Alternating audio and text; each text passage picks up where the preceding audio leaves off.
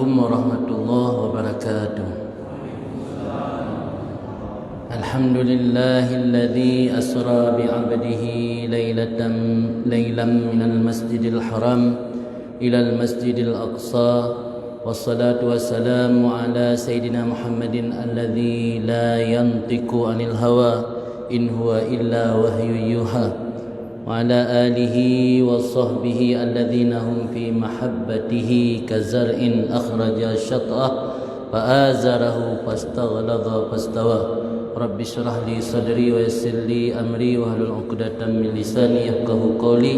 Rabbi yassir wa la tu'assir, Rabbi tammim bil khair. Subhanaka la ilma lana illa ma 'allamtana innaka antal alimul hakim. Amma ba'du. Yang saya hormati pengurus ketua Raja Imam Masjid Belang Paseh, semoga selalu dalam rahmat Allah, dan begitu juga kepada Bapak Gesi Tengku Imam Kampung serta seluruh tokoh-tokoh masyarakat, seluruh isi luntuan memandum, hadirin dan hadirat kemaah, nama sebut nama satu persatu, mudah-mudahan selalu dalam rahmat dan ridha Allah Subhanahu wa taala. Amin. Pada malam yang berbahagia ini, sesuai dengan kalender hisab, berarti kita tepat berada pada malam 27 Rajab. Kalau dengan ru'yah berarti malam besok 27 Rajab. Tapi perbedaan yang seperti itu tidak mengapa, karena tidak ada sangkut paut dengan amal ibadat yang dipatokkan waktunya, hanya sebagai penyelenggaraan tradisi yang berlangsung dalam masyarakat Muslim demi mengingatkan hari besar ataupun peristiwa besar yang diberikan Allah dalam rangka memuliakan baginda Nabi Muhammad SAW. Kegiatan seperti Isra' Mi'raj ini disebutkan oleh para ulama adalah kegiatan-kegiatan untuk mengingatkan kembali umat Islam terhadap peristiwa besar yang Allah berikan dalam rangka memuliakan baginda Nabi dan umatnya, yang peristiwa tersebut terjadi berbeda-beda pendapat ulama. Ada yang mengatakan pada malam Jumat, ada pada malam Senin, ada pada malam Sabtu berkenaan dengan bulan. Ada juga pendapat yang mengatakan bulan Ramadan, bulan Dzulhijjah, bulan Dzulqa'dah, dan bulan Syawal, dan bulan Rajab. Tapi pendapat yang paling populer adalah peristiwa Isra' Mi'raj tersebut berlangsung pada bulan Rajab, tepatnya malam Senin, iaitu malam 27 Rajab, 1 tahun sebelum Nabi hijrah ke Madinah. Itu pendapat yang paling masyhur. Tetapi perbedaan pendapat tersebut tidak mempengaruhi kepada kegiatan penyelenggaraan Isra' Mi'raj. Karena tujuan daripada penyelenggaraan Isra' Mi'raj adalah untuk mengingatkan peristiwa tersebut dalam rangka memetik hikmat dan pelajaran penting daripada peristiwa Isra' Mi'raj tersebut. Dalam ayat yang dibaca oleh qari kita tadi, yaitu ayat dalam surat Isra' yang Allah berfirman, Bismillahirrahmanirrahim, Subhanalladzi asra bi'abdihi laylan minal masjidil haram ilal masjidil aqsa. Berkenaan tentang ayat tersebut ada beberapa penafsiran yang ingin kami jelaskan. Pertama, Allah mengawali ucapan beliau dengan subhana. Kenapa Allah mengawali dengan subhana? Yang subhana itu kalimat atau lafaz untuk membersihkan Allah daripada sifat-sifat yang tidak baik. Karena peristiwa Isra' Mi'raj satu peristiwa yang tidak bisa diukur dengan logika dan akal manusia. Akal manusia yang sangat terbatas pasti tidak akan menerima satu peristiwa yang luar biasa terjadi dalam hitungan 4 jam atau 3 jam atau lebih kurang dari itu. Karena sebahagian ulama berpendapat peristiwa Isra' Mi'raj itu berlangsung dalam tempoh 4 jam, 3 jam atau lebih kurang malah. Karena Nabi sebelum subuh sudah tiba kembali di Makkah. Jadi ketika mengukur dengan logika manusia, pasti logika tidak bisa menerima peristiwa yang berlangsung dalam waktu yang sangat singkat. Tapi karena persoalan itu persoalan mukjizat, yang namanya mukjizat, apa yang tidak mungkin Allah lakukan? Apa yang tidak mungkin di sisi Allah? Semua hal mungkin. Maka dalam kitab disebutkan termasuk perkara yang wajib diyakini oleh seorang mukallaf, yaitu meyakini peristiwa Isra Mi'raj. Tapi bukan meyakini waktu yang pasti di malam apa, itu tidak diwajibkan. Yang wajib kita harus meyakini bahwa Isra Mi'raj tersebut ada. Persoalan khilafiyah ulama, ada yang mengatakan di bulan Rajab, ada yang bukan. Itu persoalan yang biasa karena ada beberapa riwayat. Jadi Allah mengawali Al-Quran yang menceritakan tentang kejadian Isra dengan lafaz Subhana, karena untuk menolak orang-orang musyrik yang mendustakan peristiwa Isra Mi'raj tersebut. Maka Allah mengawali kata-kata Allah dengan Subhana, Maha Suci Allah daripada melakukan atau menyatakan hal-hal yang tidak terjadi atau hal-hal yang sifatnya pembohongan publik. Jadi Isra Mi'raj ini oleh sebagian orang barat dianggap pembohongan publik atau pembodohan kepada masyarakat. Jadi Allah mengawali Subhana untuk mensucikan. Berarti Allah terlepas daripada sifat-sifat tercela tersebut. Kemudian dalam tradisi orang Arab, ketika mendengar ataupun melihat sesuatu yang membuat mereka ajib atau ta'ajub, kebiasaan mengucap Subhanallah. Dalam syariat Islam juga diajarkan seperti itu. Ketika kita melihat hal-hal yang membuat kita ajib, kita disunatkan mengucap lafaz Subhanallah, Maha Suci Allah. Malah dalam setiap pagi ketika kita memasuki pagi hari ataupun subuh, kalau kita sanggup bertasbih kepada Allah sampai 1000 kali, ada riwayat hadis seolah-olah kita telah membeli diri kepada Allah. Waqadishtara nafsahu, orang yang mampu bertasbih subhanallah wa bihamdihi 1000 kali setiap hari subuh, itu berarti dia telah membeli dirinya kepada Allah. Dalam bahasa lain dijelaskan berarti Allah telah mengampuni dosa-dosanya. Tapi harus sampai 1000 kali. Begitu luar biasa faedah-faedah dan keutamaan daripada tasbih. Kemudian yang perlu kami sampaikan juga, kenapa dalam ayat tersebut Allah menyebut dengan kalimat bi'abdihi. Ini mungkin berbeda dengan dalam kitab-kitab sebelumnya. Mungkin kepada Nabi Isa Allah menyebut dengan Ruhullah, tapi kenapa dengan Nabi Muhammad Allah lebih memilih sifat bi'abdihi? Subhanalladzi asra bi'abdihi, Maha suci Allah yang memperjalan di waktu malam, bi'abdihi dengan hambanya Allah. Ini dijelaskan ada beberapa keutamaan pemilihan lafaz bi'abdihi.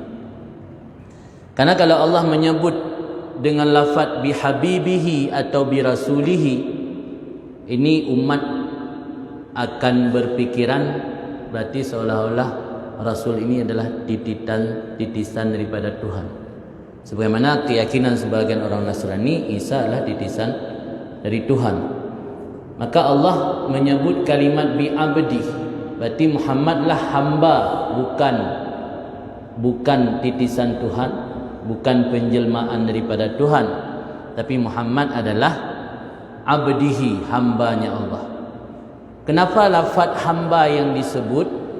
Karena kesempurnaan seorang makhluk ketika dia bisa memiliki sifat penghambaan yang sebenarnya. Hamba ketika kita sandang kepada selain Allah itu mungkin sifat tercela. Misalnya hamba dunia, hamba harta, hamba dinar, hamba dirham, hamba rupiah, hamba dolar.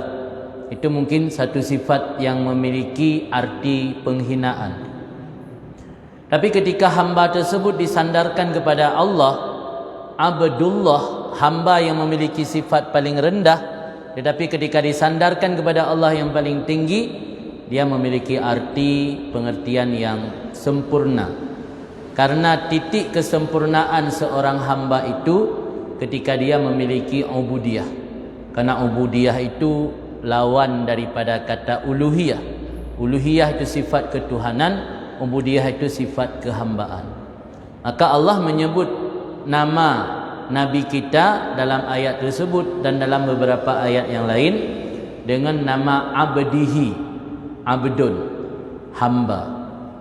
Karena kesempurnaan seorang makhluk itu ketika dia mampu mengekspresikan, mampu mengimplementasikan ubudiyah, sifat-sifat penghambaan. Malah bukan hanya sebatas di situ, dalam kitab-kitab tasawuf disebutkan juga ketika penghambaan itu ada pada mantan pelaku kejahatan, malah Allah lebih menyukai ketimbang kesombongan yang ada pada ahli ibadat. Sebagaimana kata Ibnu Athaillah As-Sakandari, rubba maksiatin aw rasat zillan waftikaran khairun minat ta'at aw rasat fakhran wastikbaran. Banyak sekali maksiat yang melahirkan rasa hina dan butuh kepada pertolongan Allah itu lebih baik daripada ta'at yang melahirkan sifat angkuh sombong. Kenapa? Dalam penjelasan disebutkan bahawa ketika pelaku maksiat dia sadar dan bertobat kepada Allah, dia merasa diri tidak ada yang bantu, merasa diri tidak ada yang bisa menyelamatkan kecuali Allah. Saat itu dia sangat merasa butuh dan hina di hadapan Allah. Itulah hakikat ubudiyah sebenarnya, hakikat penghambaan. Ketika hakikat penghambaan itu justru ada pada pelaku maksiat, Allah lebih menyenangi pelaku maksiat yang telah kembali kepadanya tersebut ketimbang ahli ibadat yang tidak pernah berdosa, merasa diri benar, merasa diri sombong dengan ibadat dan taatnya. Itu karena itu sifat ubudiyah ini adalah sifat yang paling atam, paling sempurna. Maka Allah memilih dalam ayat tersebut menyebut dengan kalimat abdihi, asra bi abdihi, bukan asra bi rasulihi, dan juga bukan asra bi habibihi. Kemudian dari hikmat perjalanan Isra Mi'raj ini mungkin kalau kita ceritakan panjang lebar tidak cukup waktu, karena kitab yang ditulis oleh para ulama yang menceritakan tentang Isra Mi'raj itu ada yang sampai 400-500 halaman. Tentu kalau kita baca semua pada malam ini tidak memungkinkan. Jadi kita mengambil perjalanan dan hikmat dari perjalanan Isra Mi'raj ini, kita batasi pembahasan tentang masalah-masalah salat saja, karena Isra Mi'raj ini bisa disebut juga ulang tahun pensyariatan salat. Karena ini ulang tahun pensyariatan salat, maka kami akan memfokuskan pembahasan berkenaan tentang masalah-masalah salat. Dalam riwayat disebutkan di antara yang dinampakkan oleh Allah dalam perjalanan baginda Rasul dari Makkah menuju ke Baitul Maqdis, beliau melihat satu kaum yang kepala kaum tersebut dipukul dengan bongkahan batu besar. Setiap kali kepala mereka pecah, kepala kembali, wujud kepala tersebut kembali seperti sedia kala. Lalu mereka memecahkan lagi, kembali lagi seperti wujud sedia kala, dipecahkan lagi dan seterusnya.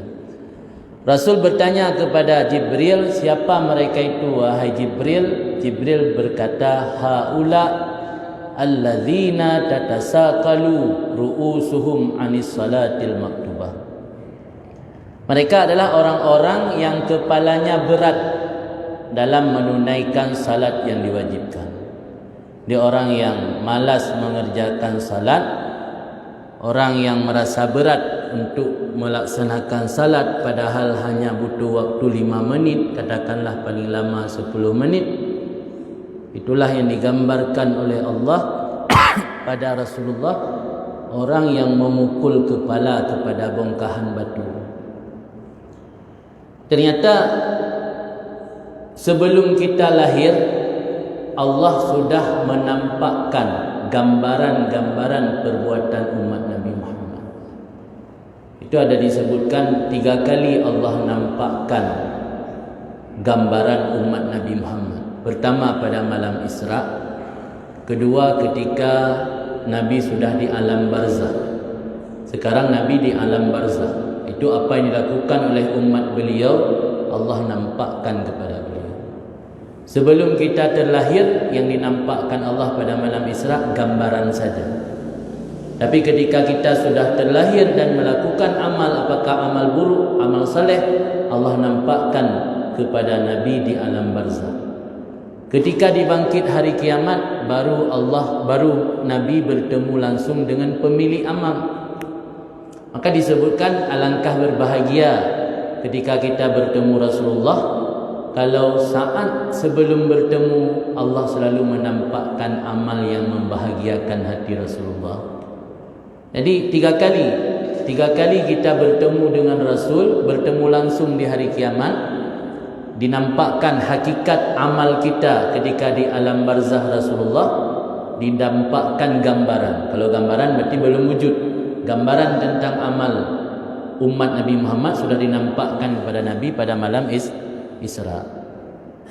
Sehingga dalam hadis-hadis yang diriwayatkan, bukan hanya gambaran tentang umat yang meninggalkan salat saja yang dinampakkan, juga gambaran orang yang melakukan makan riba, orang yang berkata tidak sesuai dengan perilakunya juga dinampakkan. Misalnya para penceramah yang seringkali menasihati orang tetapi dia sendiri tidak pernah mengamalkan apa yang diajarkan kepada masyarakat.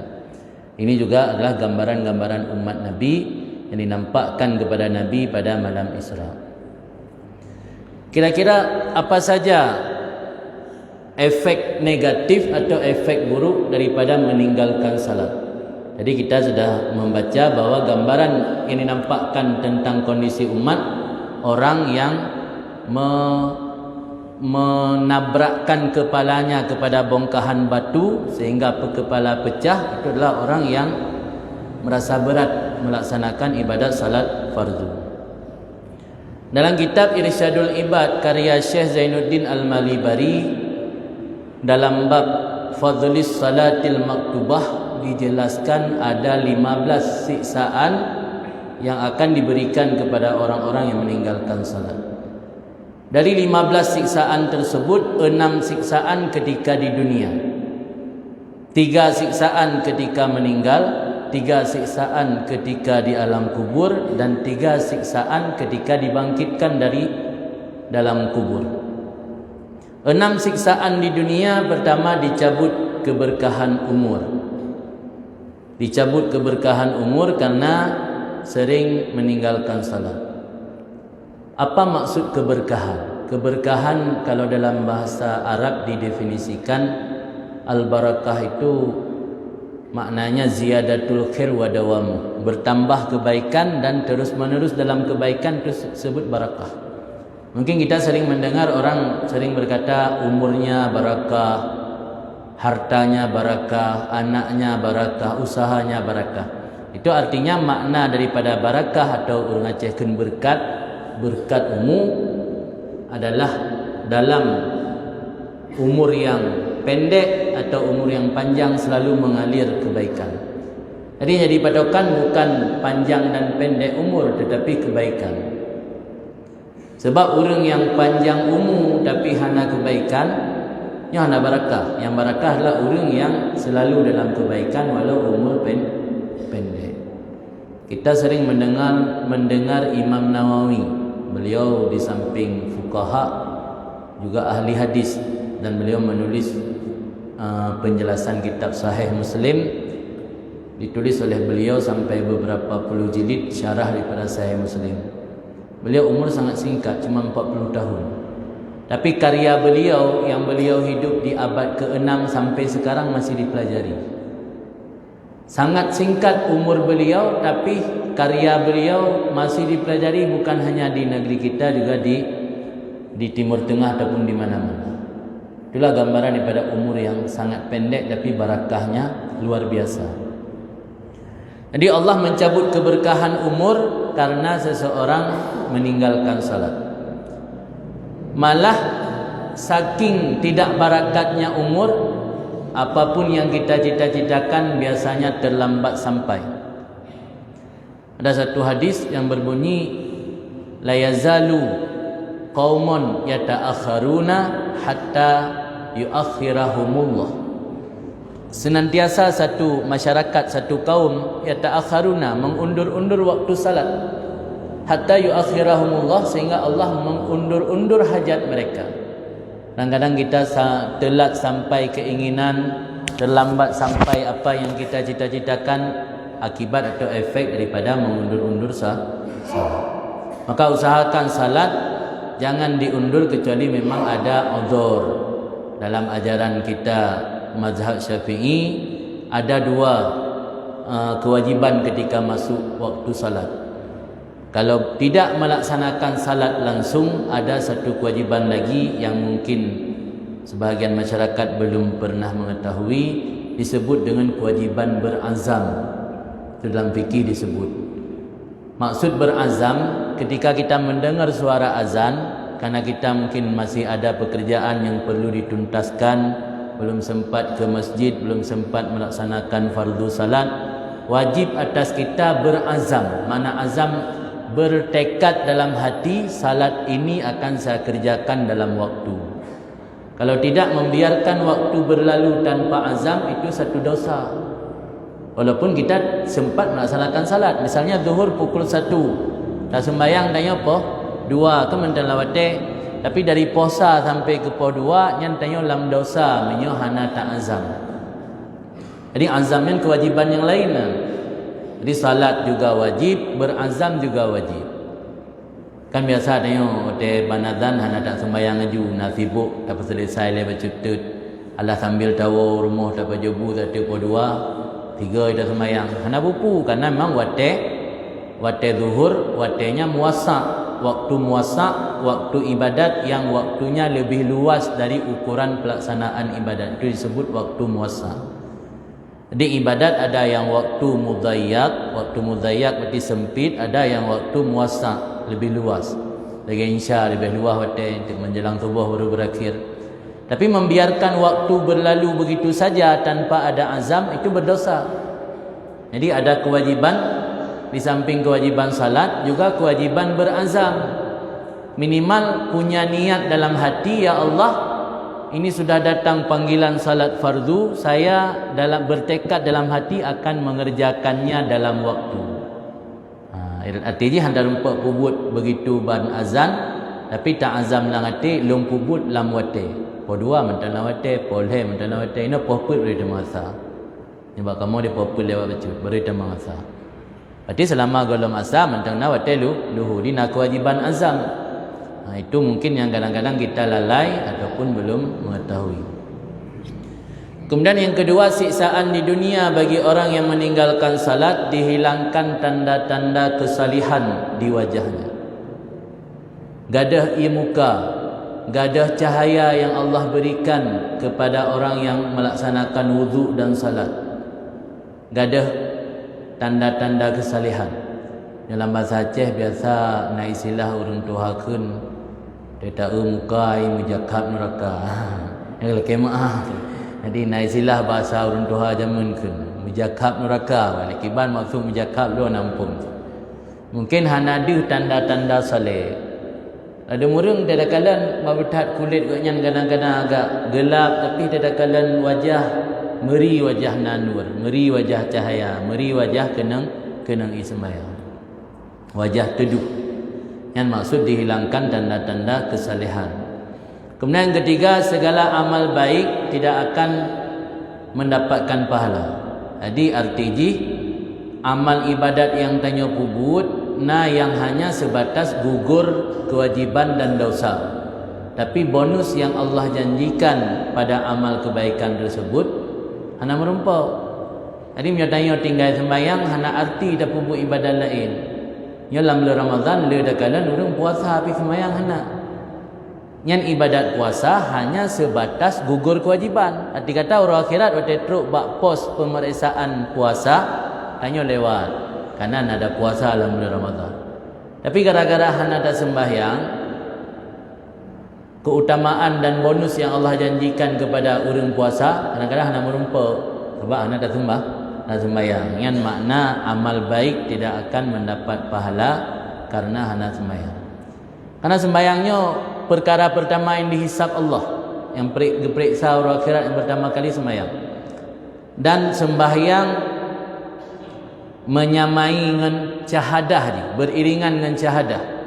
Leh ucap kalimat dua syahadah sebagai pembuktian keimanan dan Islam tanya. Nombor dua langsung salat. Dan ibadat salat baru hilang kewajiban dengan gadah kesadaran. Ni ibadat lain lagi harta jakut. Urang menyahana harta hana wajib. Una harta na kebutuhan yang lebih mendesak hana wajib sikit. Haji hana wajib ke mandum urang. Tapi sembahyang mandum urang wajib kecuali gadah kesadaran.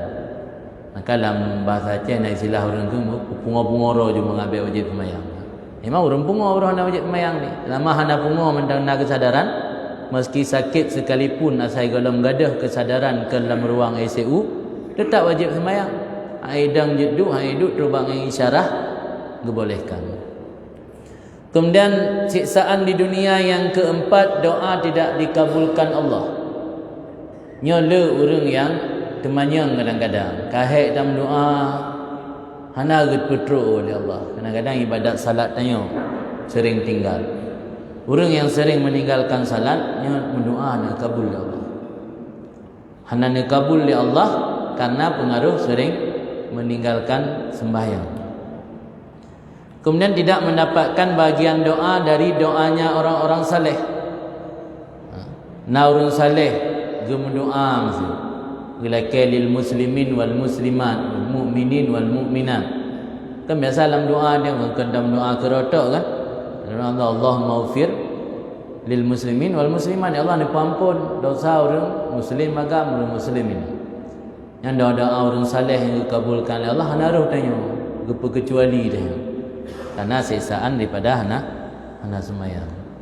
Malah nak pernah orang tanya Mbak Imam Hasan Basri, long letak long maksud kepada Allah, tapi hana gau siksa oleh Allah. Dia tanya balik oleh Hasan Basri, perkara nak meri merasa nyaman dan senang waktu ibadat kepada Allah, ohnya hana dia sembahyang dia ber. Itulah bentuk siksaan di dunia dan nak siksaan di akhirat. Itu yang beta artikan siksaannya itu tak iklan tu. Tak artikan siksaan masa kurakan meledak tengah tajak atau rubah pakaian waktu dia nak semayangkannya. Sebab siksaan yang sebenar-benarnya di akhirat, bentuk siksaan Allah ke orang yang maksiat di dunia, Allah cabut kelazatan bermunajah kepada Allah. Dicabut oleh Allah rasa mangat ditanya beribadat ke Allah. Kajian saya kata masjid dah juga begah-begah tahu.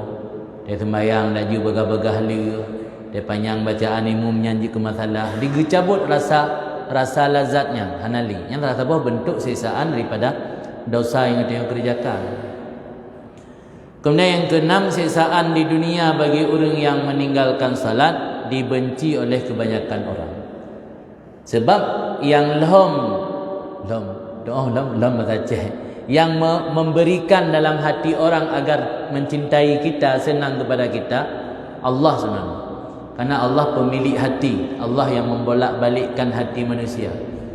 Jadi dia tanya tak minta wab, minta alasan untuk murka Allah dengan sebab meninggalkan kewajiban, Allah gelham dalam hati manusia untuk benci kita. Kadang-kadang dia tanpa ada sadari tertemanya lewat orang bakal dia bengai tak gelung. Bakal dia nak senang gelung. Bakal usagai. Yang jawaban Mbak Rom Naji, nampak tanya Mbak Go. bakal orang air tanya, bakal orang benci tanya, bakal orang bengih tanya, kadang-kadang akibat dari tanya sering melalaikan sembahyang. Kemudian 3 siksaan ketika meninggal. 3 siksaan ketika meninggal disebut dalam kitab Irsyadul Ibad. Pertama, mati dalam kondisi terhina. Terhina yang dimaksud di sini bukan terfokus pada terhina di dunia, bisa jadi dalam pandangan Allah. Kadang-kadang le dah kala orang kafir mentang ratusan orang melayat ketika meninggal, bahkan ribuan, yang kan bentuk daripada kemuliaan. Tapi kehinaan, terhina yang maksud di sini adalah terhina dalam pandangan Allah. Mati dalam kondisi lapar, adapun mati dalam kondisi haus yang apabila diminumkan satu lautan pun tidak mungkin dapat menghilangkan dahaga. Yang rasa adalah orang mati sendiri. Tanya keluarga yang kalian kadang-kadang hanadir. Kemudian 3 siksaan di alam kubur. Kuburnya menyempit sehingga tulang-tulang rusuk bersimpangan. Yang rasa orang meninggal. Tanya hana bisa dirasakan, malah mereka kubur dah kadang biasa-biasa mentang jenazah.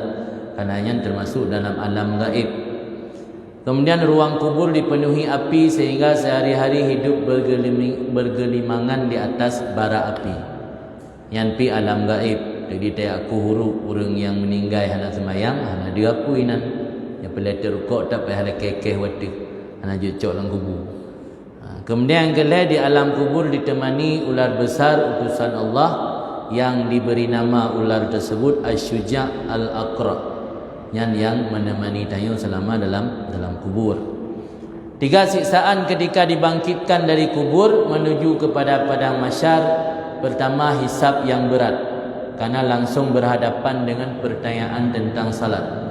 Hisab pertama di akhirat tentang salat. Tikan pun kan juga kabrat. Kita ikut ujian pertanyaan lembu besar juga berat. Han misi isu punya pertanyaan lembu diploh ya tu kabeh punuh dapat so kan gampang macam itulah haji. Ada kabeh hotel je tabaluk ju tajuk ju. Mam yang lembu phone kalau dapat so, lembu phone kalau dia jawab, macam cara dia jawab nomor selanjutnya.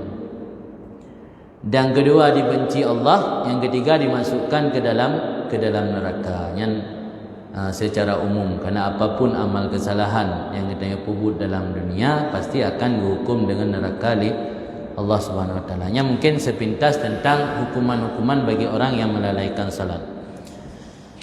Dalam peristiwa Isra Mi'raj ada satu hal lagi yang perlu kita jelaskan, kita ketahui. Pertama, sebelum terjadi Isra Mi'raj, Rasulullah mengalami beberapa hal yang perlu kita ketahui sebagai pelajaran bagi kita dalam kehidupan. Yang pertama, Abu Talib sebagai penyokong dakwah Rasulullah, beliau meninggal 2 bulan 3 hari setelah meninggal Abu Talib, meninggal isteri Nabi iaitu Siti Khadijah. Sehingga Nabi leh meninggal 2 penyangga dakwah Rasul selama yang membantu dakwah Rasul, sehingga Rasul berhijrah ke Taif dengan mencari harapan baru. Mungkin ada masyarakat Taif yang akan membantu dakwah baginda Rasul. Ternyata sampai Rasul di Taif, yang Rasulullah hadapi dan Rasulullah terima di luar sangkaan beliau. Suku Bani Saqif yang ada di Taif ternyata menolak keinginan Rasul dan menolak untuk menerima dakwah Rasulullah, sehingga Rasul dilempar dan dihinakan. Sampai-sampai ada satu rintihan doa Rasulullah yang membuat para malaikat merasa sedih. Apa bunyi daripada rintihan doa Rasulullah ketika merasakan diri terhina dan tidak ada yang membantu? Allahumma ilaika ashku dha'fa quwwati. Ya Allah, kepada Engkau aku ngadu dha'fa quwwati, kelemahan kekuatanku, wa qillata hilati, dan sedikit keberdayaanku, wa hawani 'alan nas, dan kehinaanku dalam pandangan manusia. Ketika Rasulullah mengadu kepada Allah, saat itu para malaikat menawarkan diri untuk mengambil 2 gunung besar yang ada di sekitaran Makkah. Yang pertama Gunung Abi Kubais, yang kedua Gunung Kuainian. Kuainian atau bahasa logat kan Kuainian, Kuaikian. Gunung Kuaikian dengan Gunung Jabal Abi Kubais. Yang dua buah gunung yang raya sekitar Makkah ditawar oleh malaikat untuk guna ihram mata penduduk Taif.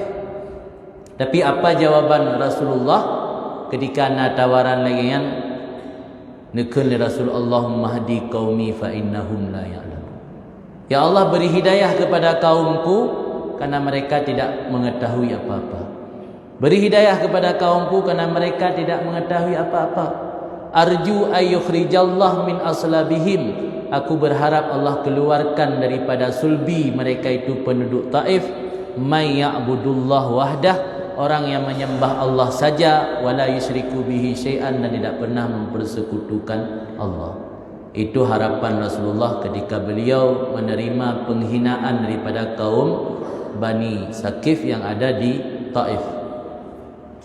Dalam cerita tersebut dapat kita ambil satu pelajaran. Ternyata sekaliber Rasulullah pun pernah mengalami masa-masa down, masa-masa di mana merasa diri hina, merasa diri tidak ada yang membantu, merasa diri tidak ada yang memperduli. Rasul merasakan adanya, sehingga salah satu hikmat daripada perjalanan Isra Mi'raj, Allah ingin menghibur Rasul. Karena Tun meninggai apa dan meninggai isteri tercinta yang disebut dalam sirah Nabawiyah dengan Amul Huzni, tahun kegundahan. Rasul merasa gundah luar biasa bak tahunnya karena orang yang selamanya membela beliau menghadapi kematian atau kembali kepada Allah dalam waktu yang hampir bersamaan. Sehingga karena rasa suka yang luar biasa, duka yang luar biasa mendalam, Rasul merasa diri paling hina dan tidak ada yang memperduli.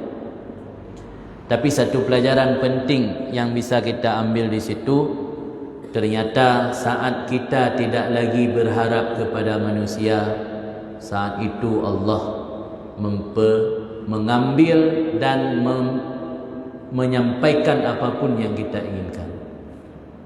Ada satu ungkapan daripada Imam Syafi'i, mungkin ini menarik. Apa kata Imam Syafi'i?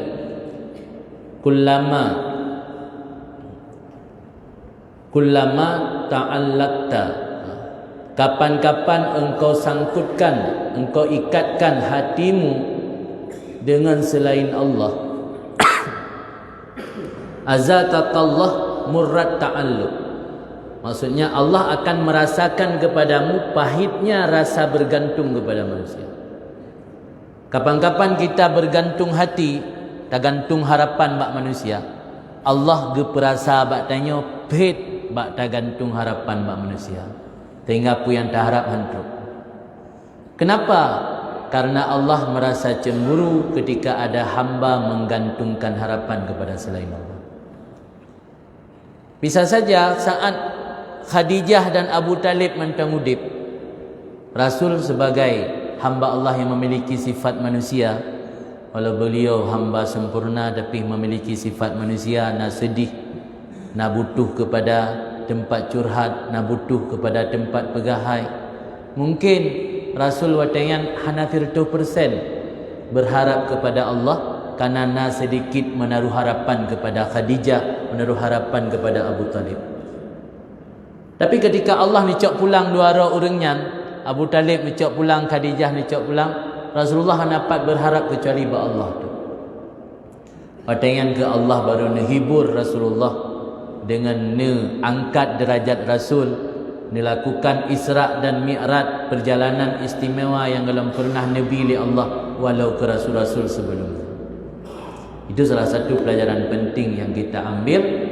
Ada saat-saat di mana kita merasa down, merasa rendah, merasa terhina, tapi yakinlah saat itu Allah akan mengambil kita.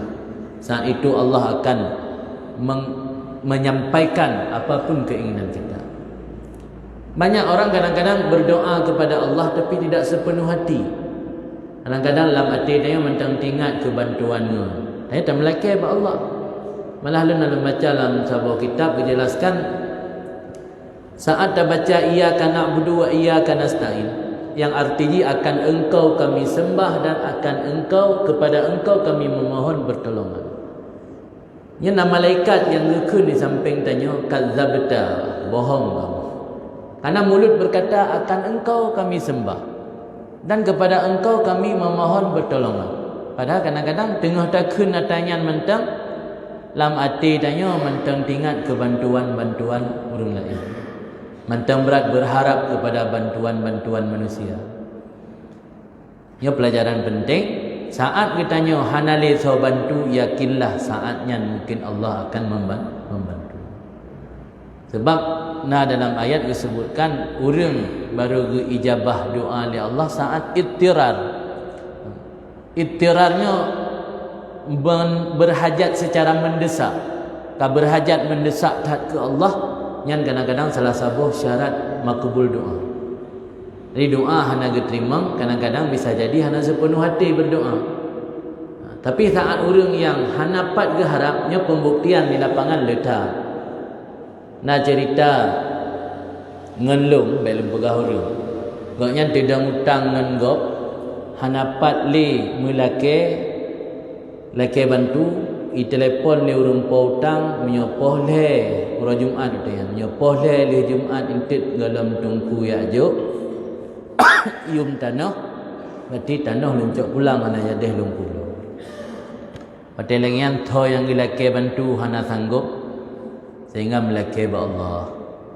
Yang betul-betul ngai mata ge mendoa melake ba Allah. Di luar dugaan menjelang Jumaat di telefon di salah sira urang majlis. Tungku ni langkau rumah dari ahli Jumaat nak pelai, nak pegah pada pelai. Mandruk gede gejuk ju sedekah lah bawa plastik betul bit peng. Kita serta juta lebih sedekah. Tu ya sedekah kaya. Hana pegah janji sebelumnya tapu hana. Ya kali menjanji kajit dan nak pegah hai kajit, nak film dan pegah hai bak ron. Kajit wajar ni bantunya lum pegah hai hana. Ni menjanji hana tiba-tiba spontan. Nya dijekkan jawaban Allah. Kan Allah yang menjawab doa hamba. Bisa saja tiura-tiura juga dalamnya 3 minggu juga dalamnya kadang hana so menjanjikan ada yang mentang berharap bak manusia. Mentang tingat yang pat nangan dayo yang tim bantu siat, pat nangan dabo sikula jamun yang tim bantu. Ketika kamu mendesak hana tingat le, yang salah satu contoh mungkin le contoh-contoh yang alami le saudara-saudara dan yang lain. Saat kamu mendesak betul-betul, Allah akan menjawab panggilan dia. Yang pelajaran yang terpenting dalam Isra Mi'raj. Kemudian pakan Nabi awal nepe Isra Rasul, dudo baru Mi'raj. Ini jawabannya karena perjalanan dalam Isra perjalanan dari Makkah ke Baitul Maqdis. Mi'raj perjalanan dari Baitul Maqdis ke Sidratul Muntaha. Ulangit yang Mi'raj. Perjalanan dari Makkah ke Baitul Maqdis yang kita tempuh dengan kenderaan unta 30 hari. Tapi Nabi dalam hitungan 1 jam atau 2 jam lebih kurang kerana nasilah ulama sampai. Jadi awalnya Isra dudo Mi'raj karena perjalanan Isra perjalanan yang bisa dialami oleh kebanyakan orang. Karena orang Makkah katanya rata-rata berdagang membawa barang ke negeri Syam. Negeri Syam kita sebut Syam Yaman termasuk Palestina. Palestina, Yordan, manui tamang la wilayah Syam. Nyaino Syam tinggal Damaskus, Syria. Jadi awalnya Israel karena pemantang yang dalam perjalanan ke Baitul Maqdis sebahagian penduduk Makkah sudah pernah melihat. Tapi menyapa yang dalam perjalanan ke Sidratul Muntaha, nyo hana manusia yang melihat.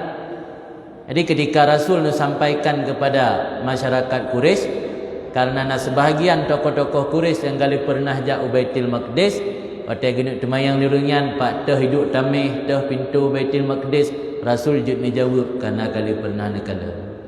Artinya nepe awal Isra li Allah karena Isra'nya kebanyakan orang bertepu. Dan orang getem yakini apa yang dipegah oleh Rasul dalam proses Isra' nya berarti insya-Allah akan diyakini juga dalam Mi'raj. ketika apa yang bahai Rasul betul lagi yang gedepu lagi yang.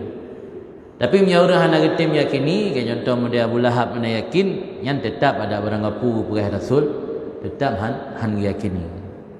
Maka awal nepi Israel itu baru nepi Mi'raj Rasulullah.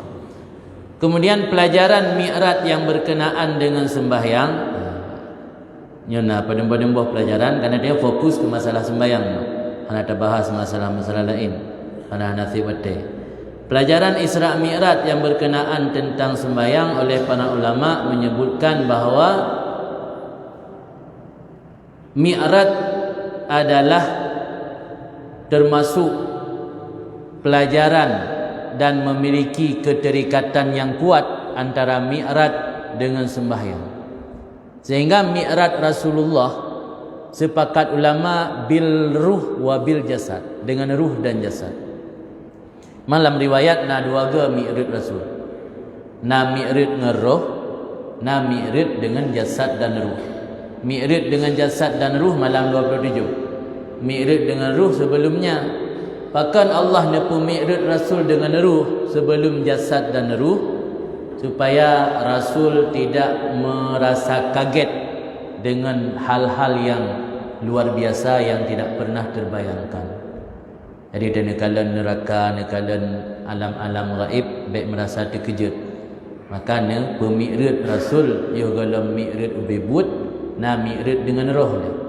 Ia dalam rangka simulasi. Dia dah pegat simulasi bencana supaya dia teruk bencana kalau nak pernah dah pegat latihan, nak pegat pura-pura dia. Jadi hubungan antara sembahyang dengan mi'raj, pertama Allah guna muliakan ibadat sembahyang. Sehingga sembahyangnya yugalam Rasul nerima syariat sembahyang, terlebih dile malaikat nebelah dada Rasul. Naput ke proses pembelahan dada Rasul yang pertama terjadi waktu Rasul mentinggai sajan Halimatus Sa'diyah. Ana dodo terima wahyu terakhir waktu malam Isra Mi'raj. Artinya ibadat salat itu ibadat yang harus dilakukan dengan kesucian. Beda dengan ibadat lain. Puasa bojakut anda payah suci dia. Tak puasa dalam keadaan menjunub pisah. Alian tak bojakut anda payah suci. Tapi ibadat sembahyang harus dalam keadaan suci, karena Nabi diterima dalam keadaan suci dan diterima juga di hadrah yang suci. Menyo Rasul mi'raj dengan tubuh dan dengan roh. Katanya umat mi'raj dengan roh. Maka sembahyang digambarkan oleh ulama, sembahyang adalah al-mi'raj ruhi, mi'raj roh. Saat tanya melaksanakan sembahyang, saatnya katanya sedang bermunajah dengan Allah, sedang bermi'raj ruh tanya kepada hadrah Allah. Maka diajarkan katanya guyu khusyuk dalam sembahyang, supaya merasakan katanya benar-benar tengah tahdirkan ruh tanya, tengah tahdirkan seolah-olah tayona di sebuah tempat yang katanya bermunajah kepada Allah pada tempat tersebut. Cuma gimana cara tami'rid ruh, sedangkan itanya dada sembahyang haiting kucung. Nya naga ajarkan oleh ulama cara gambaran supaya mengakusyuk dia sembahyang. Ketika tadang tanak sembahyang, gayu ingat bahawa tanya berada di depan Kaabah. Sebelah kanan kitanya na surga, sebelah kiri tanya na neraka, di bawah kaki tanya na sirat, jembatan, di belakang tanya na malik maut, malaikat malik maut yang sedang mengejar tanya. Nyan tabayangkan te saat tanak sembahyang agar hati tanya fokus saat melaksanakan ibadat salat. Hanjit menanteng tadang aju hana tinggal tahu tenedang digambarkan seolah-olah roh naik ke Kaabah, dilikat malik maut tengah mengintai roh sebelah kanan na surga, sebelah kiri na neraka, di bawah kaki na jembatan sirat. Nyan dibayang supaya mangat hadir khusyuk. Memang kunci atau faktor agar khusyuk dalam sembahyang yang paling raya zuhud. Susah tak? Sebab selama hati haitim zuhud, haitim khusyuk sembahyang. Apa makna zuhud? Baik terikat hati dengan dunia membacut.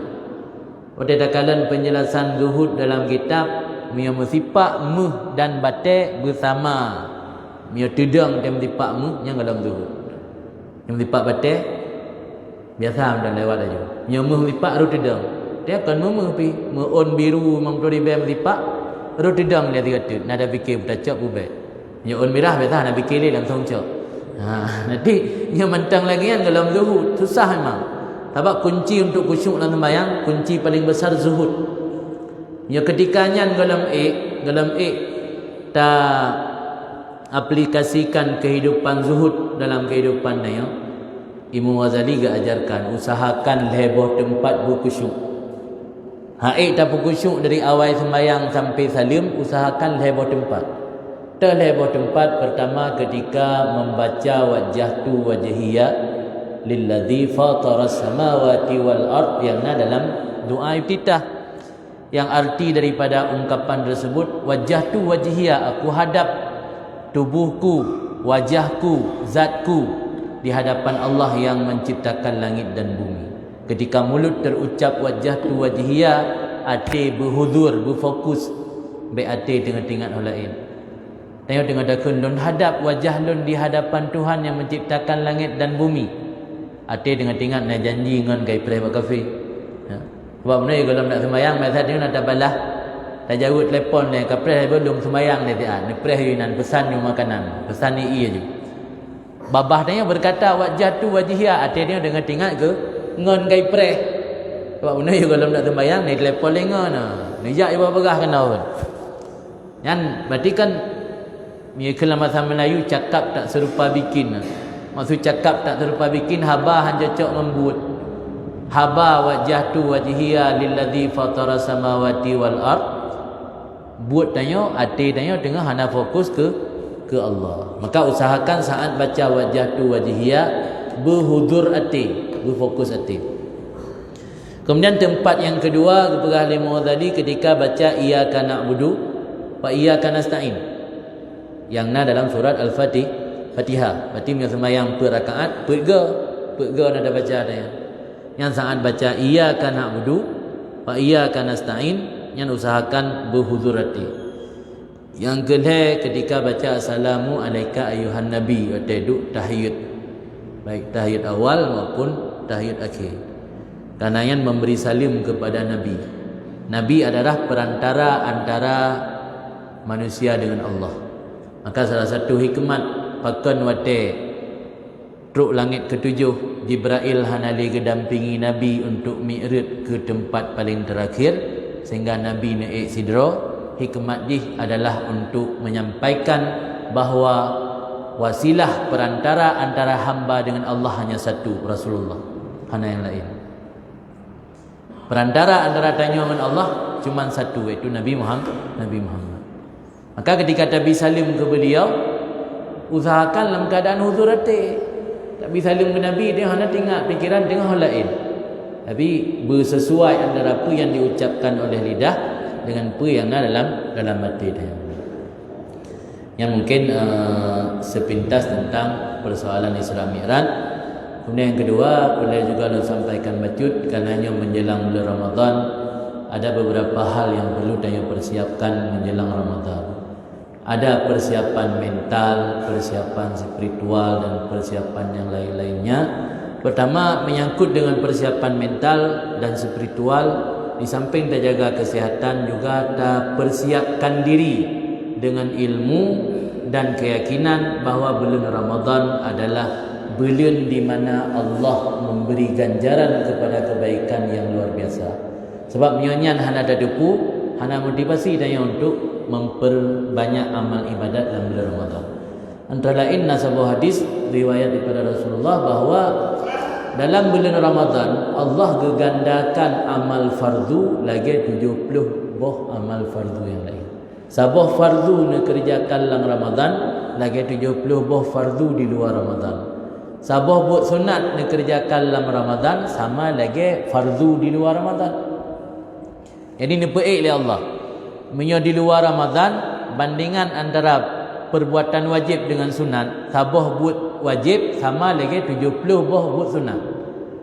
Dalam Ramadan sabah buat sunat sama lagi buat fardu.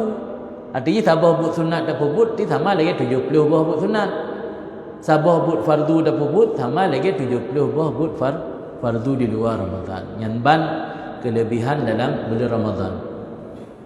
Sehingga nah hadis yang dipegah oleh Rasul bahawa Rajab syahrullah, bulan Rajab bulan Allah, Sya'ban syahri, bulan Sya'ban bulan lun, wa Ramadan syahru ummati, bulan Ramadan lah bulan umat lu.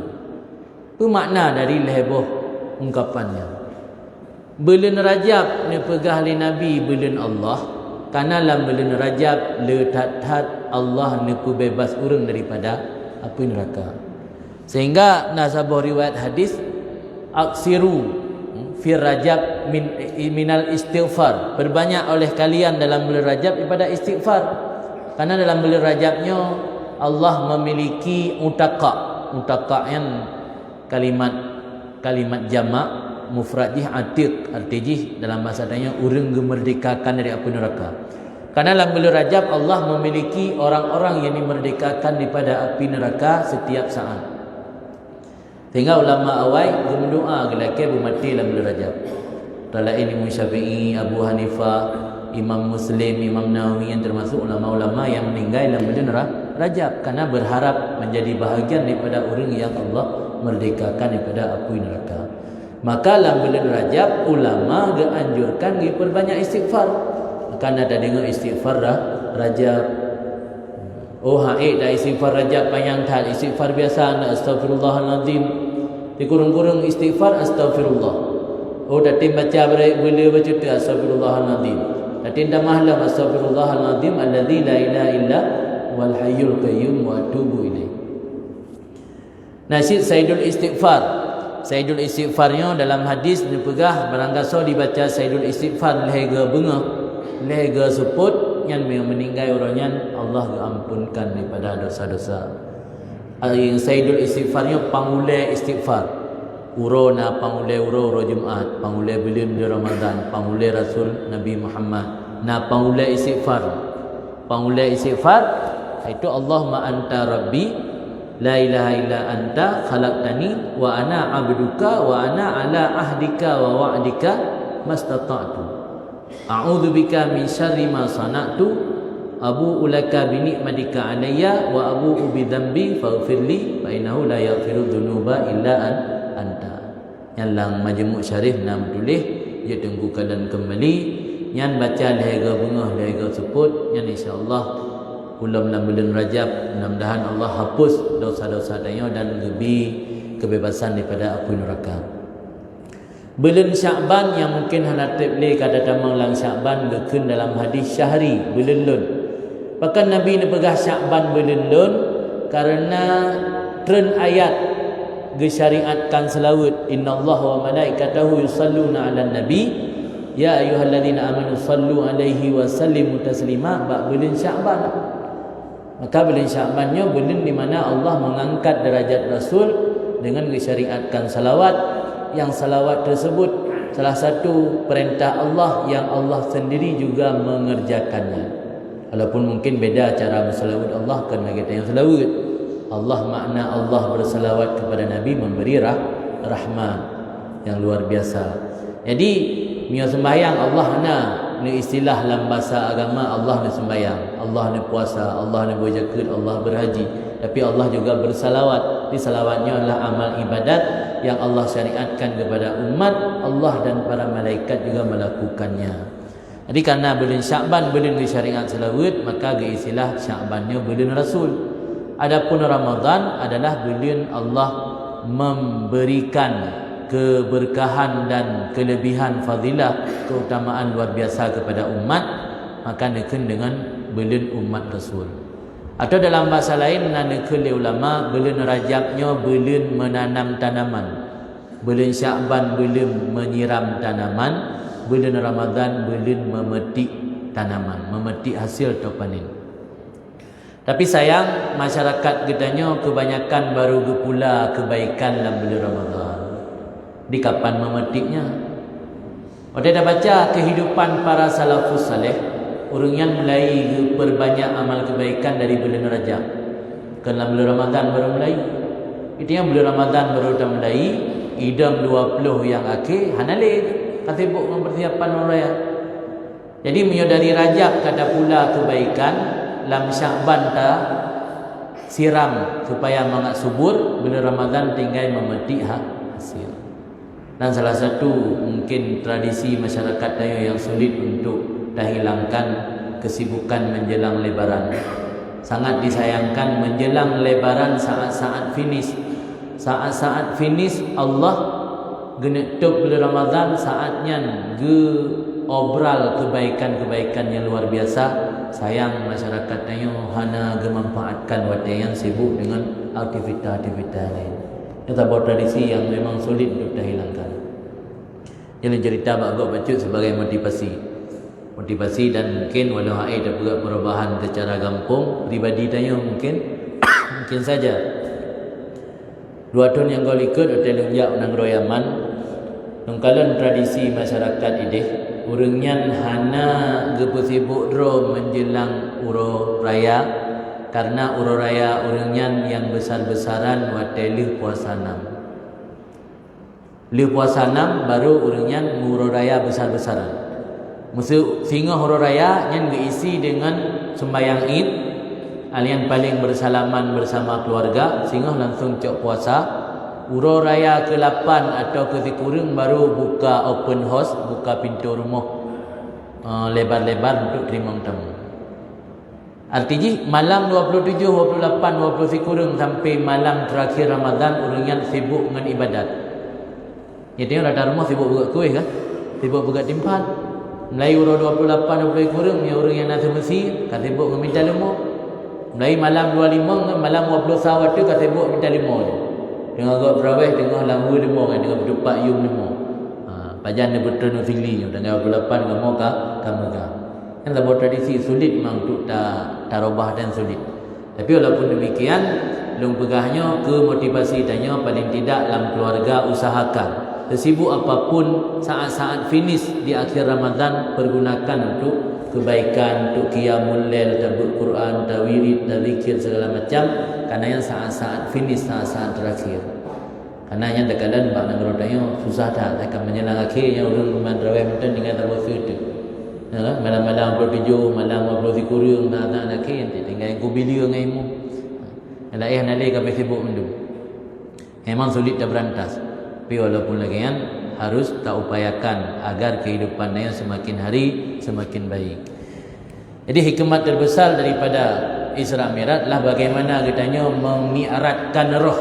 Kiban cara mi'rat roh tanya dengan dilaksanakan ibadat salat yang mana dari 50 boh wate ke syariat pada pertama kali akhirnya gebi keringanan dan diskon oleh Allah jid kelima. Sabah sembayangnya kebaikan di 10, sabah wate sama lagi 10 boh wate, 5 boh wate sama lagi 50 boh wate. Artinya apa yang kau tentukan oleh Allah nya maksud idang hana berubah. Cuman Allah nak kurangi kuantitas bilangan salat tetapi pahala ganjaran ni tetap lagi 50 buah wate dah sembahyang. Karena sabah wate yang dah puput, sabah kebaikan mandilah 10 buah balasan. 10 buah balasan. Sebab sabah kebaikan, bak kedudukan 10 buah kebaikan. Jadi sabah wate dah puput sembahyang, gebalah 10 oleh Allah. Mendengar 5 buah wate 50. Maksud cik dah. Jadi yang diskon ini adalah angka bilangan salat diskon. Adapun ganjaran daripada ibadat sembahyang dengan rahmat dan karunia Allah yang luar biasa hana kurangi Allah tetap maksud itu. Ini salah satu kebaikan ke umat Nabi Muhammad. Ni umat awal hana. Umat awal sabah kebaikan sabah kebalah oleh Allah. Tapi umat Nabi Muhammad karena Allah pemulia umat Nabi Muhammad dengan sebab Nabi Allah Nabi ganjaran kebaikan sabah bak mandilah 10. Ini sabah hal yang hana gebi ke umat-umat sebelumnya. Mungkin yang mentang sebagai pengingat kembali dalam momen Isra Mi'raj kali ini dalam kebab Allah mudah-mudahan sembahyang tanya yang paling utama yang adalah berjid ke menambah kualitas ibadat daripada sembahyang yang kakak. Dan nazabah tu orang sampaikan bahawa Nabi ni pegang dalam sebuah hadis punya orang kajroh ibadat sembahyang yang nubina ibadat-ibadat lain-lain pasti akan jroh. Karena sembahyangnya adalah imaduddin, tiang agama. Faman aqamaha faqad aqamaddin wa man hadamaha faqad hadamaddin. Di penyangga tiang agama. Hana nilai ibadah lain yang sembahyang. Puasa titik uro je tak puasa yang sembahyang hana berni. Mudah-mudahan ini penting. Lanjut kita mau dalam sesi yang kedua, sesi tanya jawab. Silakan Tungku Temanyang apakah berkenaan dengan masalah Islam Milad ataupun hal-hal yang lain.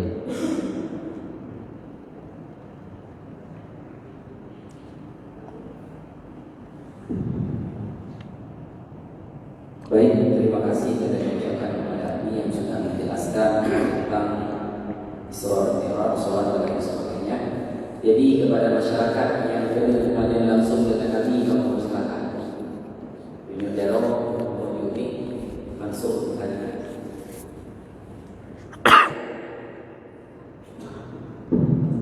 Assalamualaikum warahmatullahi wabarakatuh. Waalaikumsalam. Yang kami muliakan, kami sebagai mereka umatnya dan seluruh jamaah yang berbahagia. Yang ingin bertanyakan kami tentang hukum tanya sembahyang. Hukum doa sembahyang pakai peci menyatakan di rohiban kemudian secara berjamaah apabila tanya adalah pakai peci. Demikian. Assalamualaikum warahmatullahi wabarakatuh. Waalaikumsalam. Terima kasih. Dalam mazhab Budaya Syafi'i, dahule pada sembahyang termasuk hal-hal yang makruh. Tetapi menyo tak sembahyang tak pubut halnya dalam berjamaah, karenanya kan makruh dari segi jamaah, anda bisa merosakkan pahala sembahyang. Karena makruh yang merosakkan pahala berjamaah kan pahala sembahyang ada pisah-pisah le. Nah pahala jamaah, nah pahala sembahyang. Yang lain. Makruh yang merosakkan fadilah jamaah, makruh dari segi jamaah. Dah contoh lagi tetadeng seuh cekok pirok nathari. Yang makruh dari sudut berjamaah. Alian tercontoh lom tanya data takbiratul ihram data takbir intikalat, tanya dengan imam mana ada preh lah imam tiga-tiga melek-lek dengan imam.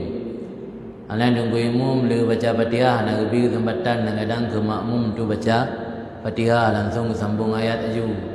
Yang hal-hal yang lainnya yang dimakruhkan dalam berjamaah bila dilakukan dapat menggugurkan pahala jamaah. Sembahyang sah tapi pahala jamaah gugur. Kemudian pahala sah lah beda-beda. Sehingga ada orang yang masa pandemi yang geyu pu jaring sah yang ada dua buah versi dalam fikih. Jaring sah sebahagian ulama menganggap gugur keutamaan jamaah, anda menumpak pahala jamaah. Sebahagian ulama beranggapan dapat pahala berjamaah cuman tidak dapat pahala sah. Di mengklaim-klaim haji dalam sebuah rangkaian ibadatnya kan sebuah pahala secara akumulatif jika naji mengklaim-klaim nya pahala sembahyang, nya pahala khusyuk dalam tu, nya pahala berjamaah, nya pahala karena idang bak suku la ilam. Maksud nasu sirtuh bo urang udang bak sirtuh kan merupakan pahala jamaah. Mana merupakan pahala saku kan, pahala jamaah merupakan. Di mengklaim-klaim memang orang yang beredar surah mungkin dari sebahagian Tungku Daya yang begah mengenai sembahyang dah pakai rupiah nampak pada jamaah. Tapi kalau pernah kamu titel lain barat hana pernah hana merumpuk lom titel yang kita fikih hana yang merumpuk menulis secara tegas yang bahawa menyatakan hana terpakai rupiah dalam sembahyang jamaah yang dapat menggugurkan pada jamaah. Hana menulis ini untuk sementara dalam pandangan kamu dari Mudi dan juga daerah lain sebahagian besar nya hanya termasuk dalam kategori menggugurkan pahala jamaah. Baik, selanjutnya ada yang ingin bertanya mungkin dari kaum ibu-ibu, dari kaum bapak. Kalau tidak ada beberapa pertanyaan yang sudah masuk ke WA kami. Yang pertama, Assalamualaikum warahmatullahi wabarakatuh. Kami yang mulia langsung ke pertanyaan. Apakah waktu-waktu dan jumlah rakaat Rasulullah SAW dipandu langsung oleh Jibril ataupun bagaimana? Mohon penjelasan lebih. Terima kasih. Waktu Nabi Nuwo pulang sekembali dari Mi'raj sampai di Makkah menjelang subuh. Tapi subuh ketika itu Nabi tidak melaksanakan ibadat salat. Karena salat pertama yang Rasulullah lakukan zuhur. Sehingga dalam penamaan zuhur, kenapa disebut zuhur? Li'annahu awwalu ma dhahara. Karena salat zuhur itu awal salat yang pertama kali muncul. Zuhurnya muncul, maksudnya nampak. Ini karena sembahyang pun tak nampak dan dilakukan oleh Rasul, maka akan zuhur. Ada hadis sahih yang menyebutkan Jibril mengimami Rasul 2 hari. Hari pertama melaksanakan salat pada awal waktu untuk menunjukkan bahwa itu adalah awal waktu pelaksanaan, baik zuhur, asar, maghrib, isya dan subuh. Hari kedua Jibril mengimami salat pada waktu akhir untuk menunjukkan bahwa itu batas akhirnya. Menyeluhur ni sembahyang mata tergelincir mata uro nyaurofun. Uro kedua ni sembahyang luhur li Jibril bersama Rasul wateka bayangan 2 buah misil kan menjelang kena tamang asar dan seterusnya. Jadi yang dalam praktek sehingga Jibril dan imum Nabi ni ikut. Dan salah satu hikmat pakan Rasulullah kedampingi oleh Jibril ketika melakukan Isra Mi'raj, padahal Allah sanggup nipuik langsung Nabi tanpa kedampingi oleh Jibril untuk mengisyarah bahawa tanya dalam beragama butuh kepada guru pembimbing. Pakan burak ibarat syariat, Jibril ibarat tarikat, Allah hakikat. Jadi Nabi menyatakan digepuik langsung oleh Allah sanggup. Kupu yang penganbat Jibril, kupu benar burak. Yang untuk isyarah bahawa dalam perjalanan menuju kepada Allah tanya butuh syariat untuk bersyariat dan butuh guru yang akan membimbingkan tanya agar betul jalan, baik salah jalan. Jadi termasuk Rasul baru nak sembahyang ketika zuhur kan subuh. Karena zuhur baru nak imami le Jibril 2 orang yang dalam riwayat sahih 2 orang li Jibril nedang imam ne praktek sembahyang yang diwajibkan oleh Allah.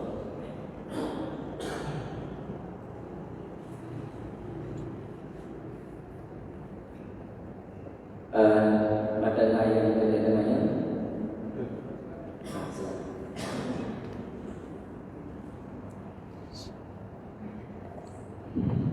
Assalamualaikum warahmatullahi wabarakatuh. Kami dari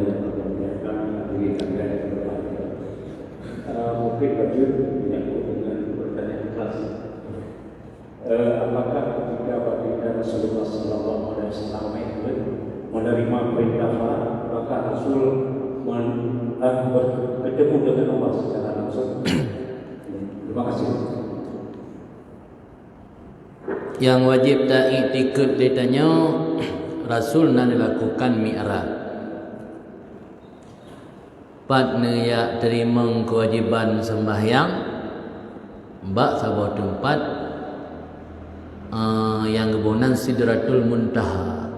Sidratul Muntaha berarti nakilah nak pegah di langit ke-7 dan pegah di langit ke-6. Dia dapat yang utama di langit 7. Artinya Rasul nejak bak tempatnya untuk niat terima syariat kewajiban sembahyang, wahyu tentang pensyariatan kewajiban sembahyang. Kan menandakan Allah bertempatnya. Persoalan Allah Rasul mengatakan Allah dengan ainul basar atau le, nya terjadi khilaf hadis Ibnu Abbas dengan Aisyah. Ni hadis Aisyah hana, ni hadis Ibnu Abbas dan mayoritas ulama berpegang kepada Ibnu Abbas karena dasar li Aisyah hana ni marid Rasul na ni pegah hana ni kalan. Cuma ni pegah ni Aisyah Rasul hana ni kalan Allah ngam taule. Mi hana yakini Rasul na ni kalan ngam taule ina rusak akidah. Mi hana yakini mi sebatah hana yakini tok hana rusak akidah. Tu hana yakini mi'rajnya yang rusak. Yang wajib tanya dikit tanya Rasul nana mi'raj. Persoalan Rasul nana kalan dengan mataule Allah. Ini nak khilaf antara Ibnu Abbas, hadis riwayat Ibnu Abbas dengan hadis Aisyah. Tapi pandangan ulama Ahlussunnah mayoritas Rasul nana kalan Allah dengan ainul basar. Tapi waktu nana kalan kan Allah menjihad. Yang lagi orang kalan long berjihad nalung belah harap barat dron lulung kalan dron timulung yang berjihad ke maki bansit yang namanya sesuatu yang di luar nalar si hendak ukur menakal. Dia tanya mio akidah Ahlussunnah tetap meyakini Rasul nan kalan tapi kiban cara nan kalan Rasul mentang hanan tong cerita bukan buka hijab di Allah sehingga dia kala nyan wallahu alam ada tahu. Cuma nak khilaf antara dua buah hadis benar Ibnu Abbas dengan Aisyah. Yang hadis Aisyah yang memang hana. Cuma le urang yang Ahlussunnah beranggapan Aisyah kan hana ni pegah Nabi nan ni pegah bagaknya. Cuma enggaknya ni pegah Nabi nan kalan Allah. Yang kian dia kalasan le sebahagian besar ulama berkeyakinan nan kalan kecuali minyak Aisyah nak Rasul pegah bak lu hana kalan yang lain dalam cerita kan yang hana pegah menan Aisyah cuman Aisyah mudah pegah Rasul hana kalan Allah. Jadi mina pertanyaan men sembayangnya bahkan han lagi ibadah lain juga yutran Jibril mendang ya betul wahyu ku ya Nabi gede yang tanda jawaban dia lagi dalam pegah menan untuk memuliakan ibadat sembayang dan juga untuk gepei derajat Rasul di Allah sehingga Rasul niu'e pada sebuah tempat yang tinggi ba ufuk yang paling tinggi yang Jibril mentang hanjik ke pengelim untuk kenal sehingga ibadat sembahyangnya betul-betul berarti ibadat yang paling utama yang Allah nunjuk langsung kedera ke Nabi tapi kan bermakna Allah naideh dia dah pegah Allah naideh pakalam hadis lain dia pegah oleh Nabi yang paling dekat hamba kepada Allah dia tengah sujud. Dia hamba dalam bumi sebab dia dah sujud, dia buat bumi. Ya kan? Medih yang paling dekat hamba dengan Allah dia dah. Karena dia dah sujud kan ke meter tengah kalau lebih rendah lah kan. Yang meter tengah, mana 2 meter lebih rendah. Dia belum sembahyang lantai banyak yang paling tong Allah. Karena Allah dia tu mendoa waktunya kiblat doa lagi ada sembahyang hadap Kaabah kiblat sembahyang untuk bersabar harah baik kingkung dia dah sembahyang kan bermakna Allah dan Kaabah. Kalian ada pegah dalam Allah nah hadis Allah getun udah sepelai malam akhir ulangit dunia mai dunianya ke hana mesiga akhir malam yang dengan sebelah batanya dia berikan dengan sebelah huruf ke dengan sebelah malam. Apa dengar ada waktu ada tonton tapi yang maka ulama guna makna Allah getun ulangit dunia rahmat Allah yang ter kan zat Allah yang ter yang zat Allah getun mesti ke kosong arah getun dunia ani yang bengah pi hanam tiga dia bengah batanya bak gak dalam bengah mesti hana Allah ada tonton tapi yang ketan sabah pemahaman yang salah rancu kan terbentur yang sabah Tasawuf pemahaman hana betul terbentur. Dia tidak pegah mana kata terbentur dengan medih kai. Kami punya ajaran Ahlussunnah wal Jamaah insya-Allah han terbentur karena ada pemahaman yang lurus. Jadi han terbentur. Yang mantang terbentur upak kena upak gede yang tasawuf indikasi rancu berarti pemahaman dengan. Jadi itanya baik tapi abi wate tak bahas kiban cara Nabi kiban cara dia kerana hana masuk dalam ranah akidah. Yang itikad batanya laisa kamitslihi syai'un huwa samiul basir. Allah hana sama dengan makhluk. Hana musabah zat yang sama Allah dengan zat tersebut. Yang itikad yang harus diperbaiki tapi mantap dalam hati. Persoalan kiban Nabi Mi'raj hai batil dakai yang hana gebi bahas. Man sekedar untuk dipertanyakan untuk hilang keraguan tak masalah. Tu baik dia ragu-ragu hati tu. Assalamualaikum warahmatullahi wabarakatuh. Waalaikumsalam. Nabi yang mulia, kita kaji dengan pertanyaan pun Nabi. Jadi dengan pada masalah Nabi yang kalau tidak diinformasi, jadi beda-beda.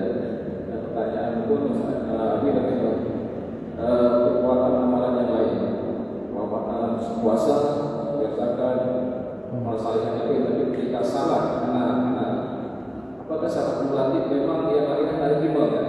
Ya. Ketika salatnya kedua pertanyaannya hadis Nabi menyebutkan satu masa umatnya tapi bagaikan duit tidak punya kekuatan. Nah, itu memang harus demikian hadis itu berlaku. Kalau memang harus seperti itu, urutnya katanya kekuatan Islam hari ini, kekuatan Islam hari ini berkembang. Apakah terkait dengan hadis pun oleh harus seperti itu, menyiapkan lagi ketentuannya maknanya yang urutnya habis dari begitu bagaimana kekuatan Islam itu katanya kamu bersatu. Ya, terima kasih. Assalamualaikum warahmatullahi wabarakatuh. Wassalam. Tidak bisa dipungkiri bahwa dalam hadis-hadis tentang kondisi akhir zaman atau fitnah yang akan terjadi di akhir zaman, bahwa umat-umat Islamnya akan terpecah belah. Ya, memang riwayat-riwayat yang menyebutkan, sehingga dalam hadis yang menyebutkan bahwa yang menyelamatkan katanya di akhir fitnah, di akhir zaman adalah ilmu. Illa man ahyahu Allah bil ilmi, kecuali orang yang Allah hidupkan dengan ilmu. Karena perpecahan umatnya termasuk fitnah akhir zaman, dan yang hanapat tak elak pasti terjadi. Apanya karena dalam ilmu Allah, karena dalam takdir Allah pasti terjadi. Cuman yang enggak ajarkan oleh ulama bagaimana agar kita tidak terseret dalam fitnah. Agar kita tidak terseret dalam fitnah, ikuti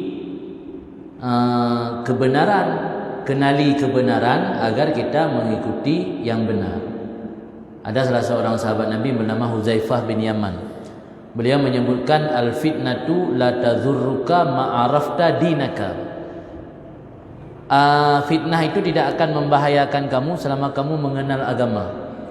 Fa idza istabaha alaikal haq wal batil, apabila kebatilan dan kebenaran menjadi samar kepadamu, tidak tahu lagi mana benar mana batil, batilkal fitnah, itulah yang fitnah sebenarnya. Jadi cara konsep supaya kita yang terhindar daripada fitnah, pertama ile ikuti akidah yang benar. Salah satu kebenaran akidah lagi yang dipegang oleh Nabi, alaikum bisawadil a'dam. Kamu harus menetapi kelompok yang mayoritas. Para ulama menjelaskan kelompok mayoritas yang dimaksud di situ yang mayoritas secara akidah, kan mayoritas secara amalan. Sebab yang mayoritas amalan orang leh hana sembahyang di sembahyang. Ya kan? Lebut jompo mesti ikut orang ramai. Thôi roti ramai hana sembahyang, kita ikut hana sembahyang. Tapi orang yang hana sembahyangnya punya akidah katnya ke sembahyang di mana? Bengeh kan? Yang berti protes-protes mit leweknya gara-gara SA menteri. Yang berti udah hanaya sembahyang je dia azan. Dia pegah azannya ge tasbih lah kemah dengan suara-suara anjing bengeh kan? Bengeh. Tapi dia pudi azan haijak je masjid. Tapi dia pegah azan kan? Bengeh hai tim duit parang. Yang kia makna alaikum bisawadil azam. Ikut keyakinan orang ramai kan aman. Di maka purno di ulama keyakinan orang ramai ke keyakinan menurut akidah Ahlussunnah wal Jamaah. Perpecahan terjadi kelompok-kelompok dalam Islam yang dapat ta'ala. Cuma dia untuk membentengi diri agar tidak terseret dalam fitnah, ikut anjuran Nabi bisawadil a'zam, kelompok yang mayoritas. Man berdebat tengah dalam syurga pueknya bukan nyodanya atau kendanya ini dunia apa ni dah berdebat tanya. Nabi ikut tanya kelompok yang mayoritas. Nyandang dah ikut insya-Allah tanya. Gebu selamat ya Allah. Yang jamin pak ida jamin jadi roh Rasulullah yang jamin. Jadi menan mentang. Jadi sawadil azam yang keyakinan yang ramai kibar kan amalan. Bamnya amalan tanya lebih le orang pupuk bro ketimbang orang pupuk god. Ya kan? Ai realita kemenang walaupun handa terima dia realita. Mesti nak orang yang pegah handa wajib sembahyang yang kena temu perang. Au tak tanya orang perlu sembahyang cik kata. Tapi nyona orang yang pegah handa wajib yang datim pedubit barang ya. 6 Hadirin yang dimuliakan Allah Subhanahu wa taala, mungkin ini pertanyaan terakhir karena waktu ini kayak memiliki kita sedikit. Hubungannya seperti ini.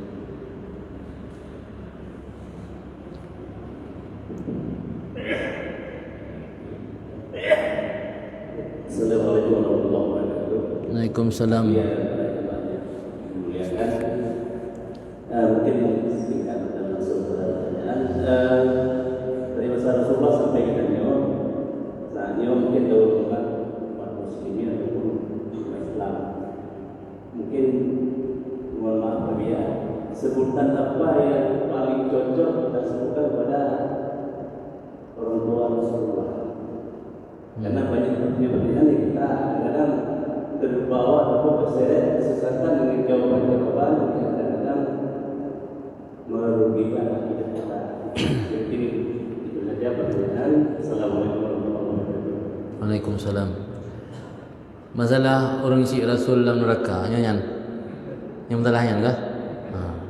Ini pertanyaan yang terbuka gena aja. Tidak dapat dipungkiri memang dalam hadis Abi wa abuka finnar kun Rasul, dan hadis tersebut juga diriwayatkan dalam Sahih Muslim. Tetapi dalam pemahaman ajaran Ahlussunnah, hadis na dua macam, na hadis uhad, na hadis mutawatir. Hadis mutawatir hadis yang sampai dari Rasul kepada kita melalui riwayat atau informasi yang dibawa oleh banyak orang. Itu contoh je gambarannya. Contoh, selong dalam begah di pupu kurung drone, kira-kira dalam masjidnya pada drone orang dengar. Nama imam pelu. Yang malimang pelu ne pegah lomba orang lain, pu yang lu sampaikan. Berarti hadis yang periwayatan dari Nabi ke getanya dari ramai ke ramai, satu kelompok yang tidak mungkin lagi berbohong saking ramainya. Apa punya karameh hanya tak betulit dia. Bukti je punya pancuri punya natijau cuma cuba pasti langkawan haitim betulit di pegagai naro. Jadi yang mutawatir ke. Nah hadis Uhad hadis yang periwayatan dari Nabi sampai ke kita, bilangan perawinya tidak sampai jumlah bilangan tawatur. Dumna le bilangan mutawatir. Nah khilah ulama alam nah pegah 20. Nah pegah 10, nah pegah 12. Nah sebahagian pendapat hana gepatok. Pokok jih yang kira-kira menyedumnan ramai orang riwayat hana li sepakat untuk berbohong. Yang kau kira mutawatir. Lawan mutawatir Uhad. Hadis Uhad nak bagi lam ke hadis gharib nya perawi ji satu orang. Nak bagi ke hadis azid nya perawi ji 2 orang. Nak bagi kepada hadis masyhur nya perawi ji 3 atau 4 orang. Yang pembagian ilmu hadis le. Sebab apa yang disampaikan oleh Nabi kan dalam tentai memandum lang majlis pengajian. Nah kadang-kadang bak sabuah tempat dalam perjalanan bak perang yang dengar cuma 2 leh saja. Nah kadang-kadang saat Nabi berada di sebuah daerah yang dengar cuma 1-2 leh saja. Dalam tentai ramai-ramai orang sampai dengar. Hadis Abi wa abuka finnar, hadis tersebut masuk dalam kategori hadis Uhad. Kan hadis mutawatir. Hadis sahih kau. Nyalah ilmu cerita guna le cara truk hadis tu tanya yang bagi nam mutawatir na Uhad. Hadis sahih pun mana hadis sahih? Hadis sahih yang perawinya memiliki syarat diterima hadis. Syarat diterima hadis na 5 buah. Pertama muttasil sanad, bersambung sanad. Perawi memiliki adalah yang memiliki kuat ingatan. Alian baikna syudzud, baikna ilat kadiha. Yang lampu menauku lembaga istilah lain hadis tu. Yang baru gukun hadis sahih yang hana memiliki 5 syarat tersebut masuk dalam hadis dhaif. Hadis dhaif mantang hadis syid cuman perawi ji perokun kurang sep syarat untuk diterima. Yang baru hadisnya hana gukun li Rasul punya hadis maudhu'. Nyolang ajaran Ahlussunnah wal Jamaah. Hadis dhaif, hadis maudhu' beda-beda. Walaupun ada sebahagian kelompok bangka hadis dhaif pun maudhu' juga. Hadis sahih, hadis dhaif, hadis maudhu'. Maudhu' yang hadis mencatut nama Nabi, mencatut perbuatan Nabi.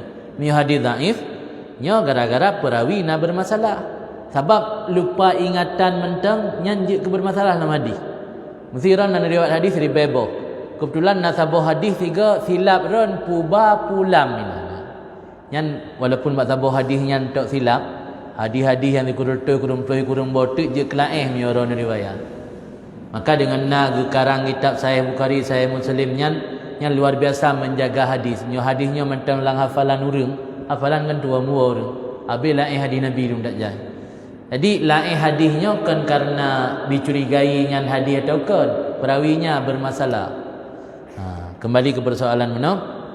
Hadis yang menyatakan orang tua Nabi dalam neraka yang masuk dalam kategori hadis Uhad. Persoalan akidah tidak bisa berdalil kepada dalil Uhad. Dalil Uhad harus dalil mutawatir.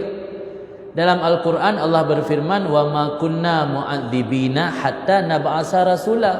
Kami tidak mengazab satu kaum sehingga kami kirim dulu rasul. Setelah dikirim rasul, orang kaum tersebut tidak beriman, baru Allah hukumi. Man orang syik rasul kan kawai meninggal ya dalam rasul ke angkat je ke nabi. Maka dalam pemahaman Ahlussunnah wal Jamaah, orang syik rasul udib ba'damun fatarah, damun dalam berlaku syariat, akan mendapat dispensasi dari Allah. Nyangankan ana urusan dia orang kira tak tengok. Tak ini berdebat dengan yang keyakinan Ahlussunnah wal Jamaah le. Keyakinan Ahlussunnah wal Jamaah, hadis benar walau sahih hanjit tacok kepegangan karena bertentangan dengan dalil mutawatir. Persoalan akidah harus berdalil kepada dalil mutawatir. Beda dengan persoalan ibadat. Soalan ibadat itu masalah sembahyang tarawih segala macamnya, dia ada dalil bersumber dalil dhaif karena untuk fadilah amal, untuk memperbanyak amalan dia. Itu puasa Rajab. Puasa Rajab punya dalil khusus bermasalah. Tapi nak dalil sahih yang Nabi sum fil hurum, puasa kamu bak bulan-bulan haram. Yang nak dalil sahih. Yang khusus tentang puasa bulan Rajab dalil je dhaif. Tapi nak dalil lain yang Nabi pergi puasa bak bulan haram, bulan Rajab termasuk bulan haram. Yang untuk fadilah amal silakan mengamalkan hadis lain. Tapi untuk berkaitan dengan akidah, yang ke akidah meyakini orang tua Nabi pulang neraka, pu selamat, pu hana. Karena yang persoalan akidah tidak bisa berdalilkan kepada dalil hadis Uhad, harus dalil mutawatir. Al-Quran mutawatir. Nah, Al-Quran letak perawi, makanya nak qiraah tu 7 boh nah. Letak perawi-perawi Al-Quran dari Rasul sehingga dianggap dalil mutawatir. Jadi kesimpulan dalam pemahaman Ahlussunnah wal Jamaah, hadis sahih yang riwayat Muslim tentang orang tua Nabi dalam neraka bertentangan dengan dalil mutawatir, yaitu ayat kami tidak mengazab satu kaum sehingga kami kirim rasul terlebih dahulu. Jadi karena bertentangan dengan hadis mutawatir, ditinggalkan dalil Uhad, gecok dalil mutawatir. Dan perlu tak ingat tanya lebih selamat menyo tayakini urang si rasul hana kena azab kena audit dalam fatarah pada tak yakini urang si rasul dalam neraka, kerana yang anggap dia ulama termasuk menyakiti rasul. Takun urang si gak neraka kan tak ati gak yang termasuk menyakiti Rasulullah. Hadirin kaum muslimin sidang jamaah pendengar yang dimuliakan Allah Subhanahu wa taala. Masih banyak sekali sebenarnya pertanyaan dalam antrian pesan yang masuk kepada kami pada malam yang berbahagia ini. Akan tetapi berhubung waktu yang tidak memungkinkan kami menanyakan semua pertanyaan yang sudah masuk ke dalam pesan kami, jadi kami mohon maaf yang sebesar-besarnya kepada Bapak dan Ibu yang sudah bertanya tapi tidak sempat kami bacakan karena dia akan melawatnya hadir malam yang datang ayat kami. Jadi mudah-mudahan di lain kesempatan kita akan bersuara kembali, membuat kembali pengajian, kemudian dan yang akan bertanya juga dengan waktu yang kedua. Mungkin untuk menutup dan memberkahi acara kita pada malam yang berbahagia ini, kita nyulake menutup dan doa keberkahan hari ini. Bismillahirrahmanirrahim. Bismillahirrahmanirrahim. Alhamdulillahirabbil alamin hamdan yuwafi ni'amahu wa yukafi mazidah. Ya Rabbana lakal hamdu kama yanbaghi li jalali wajhikal karim wa 'azimi sultanik. Allahumma salli wa sallim ala sayyidina Muhammad wa ala alihi wa sahbihi ajma'in. Allahumma inna nas'aluka ridhaka wal jannah wa na'udzu bika min sakhatika wan nar. Allahumma ighfir lana dhunubana wa dhunuba walidina warhamhuma kama rabbawna shighara wa li jaddina li jaddatina li ustadina li muallimina ولمن له حق علينا ولمن أحسن وأحب إلينا ولجميع المسلمين والمسلمات والمؤمنين والمؤمنات الأحياء منهم والأموات برحمتك يا أرحم الراحمين. اللهم لا تزغ قلوبنا بعد إذ هديتنا وهب لنا من لدنك رحمة إنك أنت الوهاب. اللهم ثبتنا على الحق فيما نقول وثبتنا على الحق فيما نفعل وثبتنا على الحق فيما نعتقد إنك على كل شيء قدير. اللهم لا تدع لنا في مقامنا هذا ذنبا إلا غفرته ولا عيبا إلا سترته ولا هما إلا فرجته ولا دينا إلا قضيته ولا مريضا إلا شفيته ولا مسافرا إلا وصلته ولا عزوبا إلا زوجته ولا طفلا إلا ربيته ولا ولدا إلا أصلحته ولا حاجة من هوائج الدنيا والآخرة لنا فيها صلاح ولك فيها رضا إلا قضيتها ويسرتها برحمتك يا أرحم الراحمين. اللهم بارك لنا في رجب وشعبان وبلغنا رمضان بخير ولطف وعافية برحمتك يا أرحم الراحمين. اللهم بارك لنا في رجب وشعبان بلغنا رمضان بخير ولطف وعافية برحمتك يا أرحم الراحمين. اللهم بارك لنا في رجب وشعبان وبلغنا رمضان بخير ولطف وعافية برحمتك يا أرحم الراحمين. ربنا آتنا في الدنيا حسنة وفي الآخرة حسنة وقنا عذاب النار. صلى الله على سيدنا محمد وعلى آله وصحبه وسلم. الحمد لله رب العالمين على هذه النية وكل النية الصالحة أجمعين. الفاتحة.